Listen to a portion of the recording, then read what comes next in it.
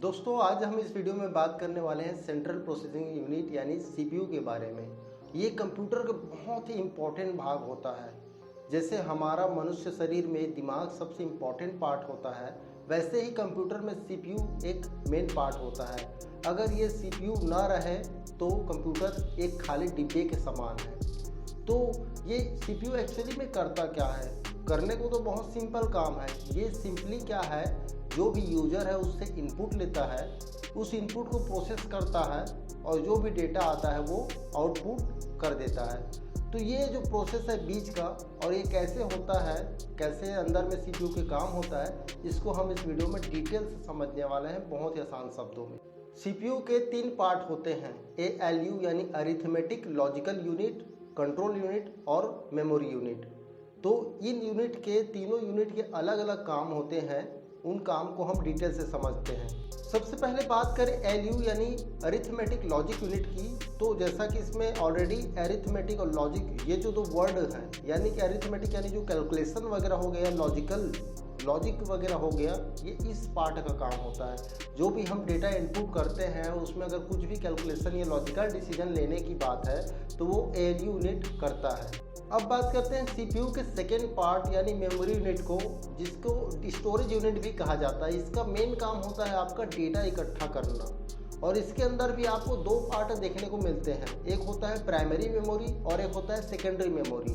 Primary memory में आपका यानी कि रैम का काम होता है अनप्रोसेस्ड डेटा, जो प्रोसेस नहीं हुआ है उन डेटा को वहाँ पर स्टोर रखता है। और रोम का काम होता है प्रोसेस्ड डेटा, यानी जो डेटा प्रोसेस हो चुका है, जिसका वर्क कंप्लीट हो गया है, वह वहाँ स्टोर होता है। तो यहाँ पर जो रैम है उसका फुल फॉर्म है रैंडम एक्सेस मेमोरी, और वहाँ पर जो रोम है उसका फुल फॉर्म है रीड ओनली मेमोरी। अब सीपीयू का जो तीसरा पार्ट है कंट्रोल यूनिट, उसका काम है इन सब काम को कंट्रोल करना। उसका मेन काम ही यही है कि वो जितने भी प्रोसेस हो रहे हैं कंप्यूटर के अंदर उन सब को कंट्रोल करके रखे। ये तो हो गए सीपीयू के अंदर के तीनों यूनिट के फंक्शंस। अब हम बात करेंगे सीपीयू के अलग अलग टाइप की। सीपीयू का जो पहला टाइप है वो है सिंगल कोर। जैसे कि सीपीयू को आपको प्रोसेसर के नाम से जाना जाता है, तो इसके जो चिप रहता है उसको सिंगल कोर प्रोसेसर कहते हैं। तो इसमें क्या है, सिंगल जैसे नाम ही है सिंगल कोर प्रोसेसर, तो एक टाइम में वो एक ही फंक्शन को वर्क करता है। ज़्यादा फंक्शन अगर वर्क कराएंगे हम उससे तो वो स्लो हो जाएगा। तो ये सिंपली एक टाइम पे एक वर्क को करने में सक्षम रहता है सिंगल कोर प्रोसेसर। अब बात करते हैं सीपीयू के दूसरे टाइप की, जो कि है dual core. Dual core processor CPU जो होते हैं वो एक साथ 2 काम कर सकते हैं, यानी मल्टीटास्किंग में थोड़ा हमको अच्छा हेल्प हो जाता है। लेकिन इसमें भी अगर हम ज़्यादा यूजेस कर लेंगे तो ये भी स्लो हो जाता है। But comparing to single core, dual core थोड़ा बेटर रहता है। अब बात आती है सीपीयू के अगले टाइप की, तो अगला टाइप है आपका हेक्साकोर। हेक्साकोर जो कि कई सारे फंक्शन को अच्छे से परफॉर्म कर सकता है, यानी एक टाइम में वो 6 से ज़्यादा भी टास्क को रियल टाइम में कर सकता है। इसके जो प्रोसेसर के एग्जांपल है जैसे i5 और i7 जो इंटेल के प्रोसेसर हैं, वो इसके एग्जांपल हैं।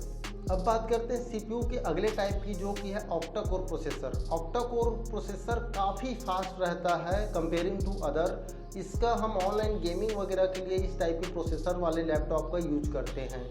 जो जनरल गेमर होते हैं वो ऑक्टा कोर प्रोसेसर वाले को प्रीफर करते हैं, क्योंकि इसमें बहुत स्पीड रहता है और अच्छे से वो फंक्शन को वर्क कराता है।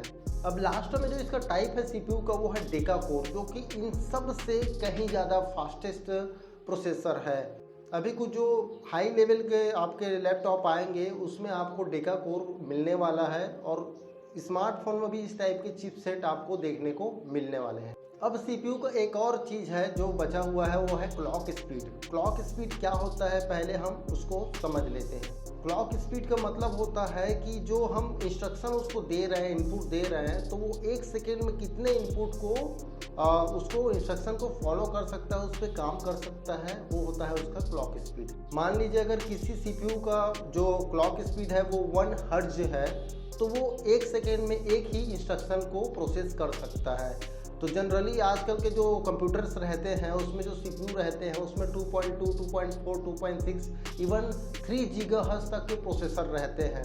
तो इसका मतलब अगर किसी कंप्यूटर में जो सीपीयू है उसका क्लॉक स्पीड अगर 3 गीगाहर्ट्ज है, मतलब वो 3 बिलियन इंस्ट्रक्शन को 1 सेकंड में प्रोसेस कर सकता है। तो दोस्तों इस वीडियो में हमने कंप्यूटर के जो सीपीयू है उसके तीनों पार्ट के बारे में जाना, उसके टाइप्स के बारे में जाना और इसके फंक्शन में और क्या क्या चीज़ें हैं, क्लॉक स्पीड है, उनके बारे में हमने जाना।